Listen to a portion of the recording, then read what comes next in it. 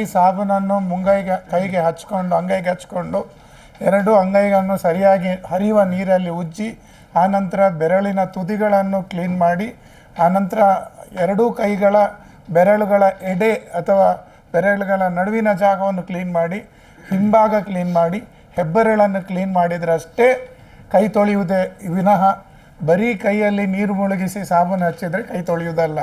ಇದು ಅತಿ ಅಗತ್ಯ ಊಟ ಮಾಡುವುದಕ್ಕೆ ಮೊದಲು ಹಾಗೂ ಶೌಚಕ್ಕೆ ಹೋಗಿ ಬಂದ ನಂತರ. ಇಲ್ಲವೇ ಯಾವುದೇ ಕಾಮಾಲೆ ಹೊಂದಿದ ರೋಗಿಯನ್ನು ಆತನ ಮುಟ್ಟಿದರೆ, ಆತನ ಸೇವೆ ನಡೆಸಿದರೆ, ಆತನಿಗೆ ಔಷಧಿ ನೀಡಿದರೆ ಅವನ ವಾಂತಿ ಮಲ ಅಥವಾ ದೇಹದ್ರವ, ಇದು ಮುಖ್ಯವಾಗಿ ಹರಡುವುದು ದೇಹದ್ರವದಿಂದಾಗಿ.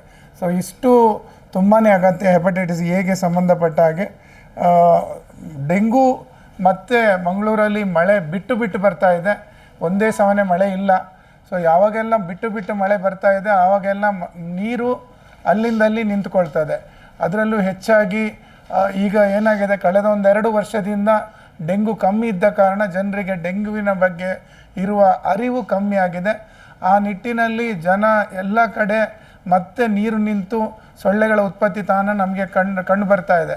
ಸೊ ಈ ನಿಟ್ಟಿನಲ್ಲಿ ಜನರು ತಮ್ಮ ಮನೆ ಸುತ್ತ, ತಮ್ಮ ಮನೆಯ ಮಾಳಿಗೆಯ ಮೇಲೆ, ತಮ್ಮ ಟೆರೆಸ್ನ ಮೇಲೆ, ತಮ್ಮ ಕಿಟಿಕಿಗಳ ಬದಿಯಲ್ಲಿರುವ ಸಜ್ಜದ ಮೇಲೆ, ಮನೆ ಎದುರುಗಡೆ ಬಿಸಾಡಿದಂಥ ಪ್ಲಾಸ್ಟಿಕ್ ವಸ್ತುಗಳಲ್ಲಾಗಿರ್ಬೋದು, ಬಿಸಾಡಿದಂಥ ಸಿಯಾಳಗಳಲ್ಲಾಗಿರ್ಬೋದು, ಕುಡಿದು ಉಪಯೋಗಿಸಿದ ತಂಪು ಪಾನೀಯದ ಬಾಟ್ಲಿಗಳಲ್ಲಾಗಿರ್ಬೋದು, ಮನೆ ಹಿಂದುಗಡೆ ಬಿಸಾಡಿದಂಥ ಹಳೆಯ ಪರಿಕರಗಳಲ್ಲಾಗಿರ್ಬೋದು, ನೀರು ನಿಂತರೆ ಅದನ್ನು ದಯವಿಟ್ಟು ಅದನ್ನು ಬಿಸಾಡಿ ಬಿಡಿ. ಇಲ್ಲವೇ ಅದಕ್ಕೆ ಟೆಮಿಫಾಸ್ ಅನ್ನುವ ದ್ರಾವಣವನ್ನು ಹಾಕಬಹುದಾಗಿದೆ. ಸೊ ನಾವು ಲಾರ್ವಾವನ್ನು ಎಲ್ಲಿವರೆಗೆ ಒಂದು ತಹಬಂದಿಗೆ ತರುವುದಿಲ್ಲವೋ ಅಲ್ಲಿವರೆಗೆ ಮಲೇರಿಯಾ ಆಗಲಿ ಡೆಂಗುವನ್ನಾಗಲಿ ತಹಬಂದಿಗೆ ಸಾರಲಿಕ್ಕೆ ಸಾಧ್ಯವೇ ಇಲ್ಲ. ಇಲ್ಲಿ ಮುಖ್ಯ ವಿಷಯ ಅಂತ ಹೇಳಿದರೆ, ಈ ರೋಗ ಬರೋದು ಸ್ವಚ್ಛ ನಿಂತ ನೀರಿನಲ್ಲಿ ವಾಸ ಮಾಡುವಂಥ ಅಥವಾ ಅದರಲ್ಲಿ ಮೊಟ್ಟೆ ಇಡುವಂಥ ಈಡಿ ಸೊಳ್ಳೆಯಿಂದ. ಸೊ ನಾವೆಲ್ಲ ಪರಿಕಲ್ಪನೆ ಇರೋದು ಸೊಳ್ಳೆ ಅಂತ ಹೇಳಿದರೆ ಗಲೀಜು ನೀರು, ಕೊಳಚೆ ನೀರು ಅಂತ. ಸೊ ಇಲ್ಲಿ ಈ ಒಂದು ರೋಗ, ಡೆಂಗು ರೋಗ ಬರೋದು ಸ್ವಚ್ಛ ನಿಂತ ನೀರು ಆದ ಕಾರಣ ಪ್ರತಿ ಮಳೆಗಾಲದ ಸಮಯದಲ್ಲಿ, ಮಳೆಗಾಲ ಆರಂಭವಾಗಿ ಮಳೆಗಾಲ ಮುಗಿಯುವ ಸಮಯದಲ್ಲಿ ಈ ರೋಗ ತುಂಬಾ ಹೆಚ್ಚು ಹರಡ್ತದೆ.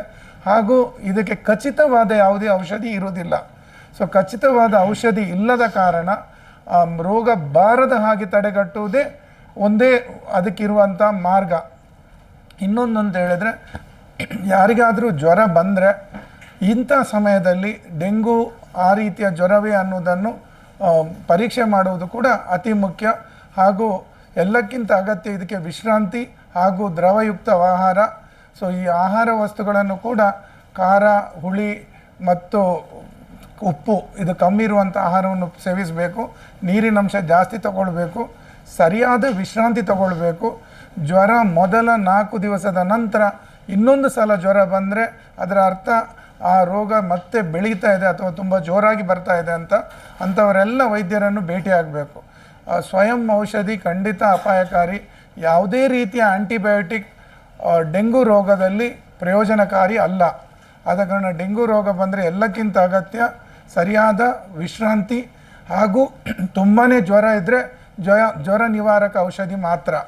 ಸೊ ಇಷ್ಟು ಅಲ್ಲದೆ ಜನರ ಸಹಕಾರ ಇಲ್ಲದೆ ಡೆಂಗುವನ್ನು ತಹಬಂದಿಗೆ ತರಲಿಕ್ಕೆ ಸಾಧ್ಯವೇ ಇಲ್ಲ. ಸೊ ಜನರು ಈ ಬಗ್ಗೆ ಸಹಕರಿಸಬೇಕು. ತಮ್ಮ ಮನೆಗಳಲ್ಲಿ ಸೊಳ್ಳೆ ಉತ್ಪತ್ತಿ ಆಗದಂತೆ ತಡೆಗಟ್ಟಬೇಕು.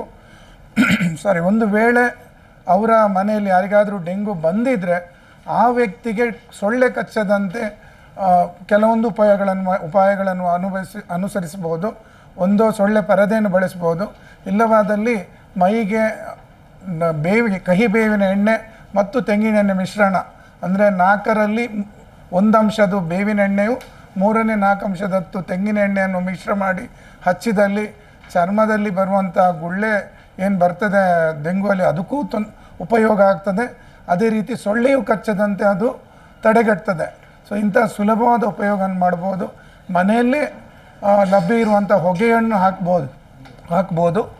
ಯಾವುದೇ ಫಾಗಿಂಗ್ ಅನ್ನೋದು ಸೊಳ್ಳೆಯನ್ನು ಕಾಯಮಾಗಿ ಓಡಿಸುವ ವ್ಯವಸ್ಥೆ ಇರುವುದಿಲ್ಲ ಅಂತ ಹೇಳಲಿಕ್ಕೆ ಬಯಸ್ತೇನೆ.